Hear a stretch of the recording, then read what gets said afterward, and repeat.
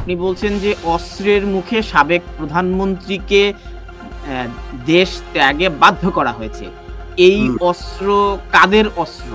সেনাবাহিনী না তার নিজের নিরাপত্তা বাহিনীর সদস্যরা? কে অস্ত্র দেখিয়ে ওনাকে দেশ থেকে মানে বিতাড়িত করলেন? তখন যারা ক্ষমতার অংশীদার ছিল তারাই।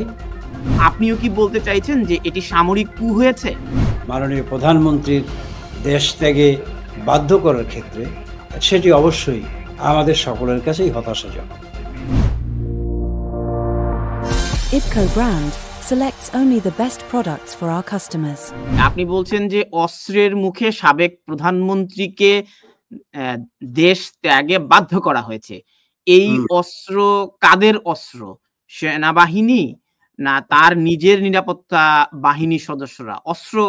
কে অস্ত্র দেখিয়ে ওনাকে দেশ থেকে মানে বিতাড়িত করলেন? তখন যারা ক্ষমতার অংশীদার ছিল তারাই। না, তিনি তো প্রধানমন্ত্রী হিসেবে দায়িত্ব পালন করছিলেন।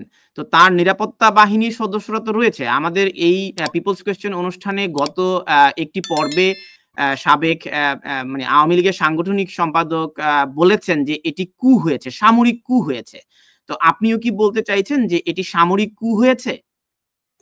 আমি সেভাবে কথাটি না বললেও এইভাবে কথাটি অবশ্যই বলবো যে সাধারণত সামরিক বাহিনী বলেন, আইন শৃঙ্খলা বাহিনী বলেন, সরকারের পুলিশ, সরকারের বিডিআর, যে সমস্ত আইন শৃঙ্খলা বাহিনী থাকে, সরকারের সুরক্ষার জন্যে তাদের প্রতি একটি কর্তব্য থাকে, তাদের উপরে একটা দায়িত্ব থাকে।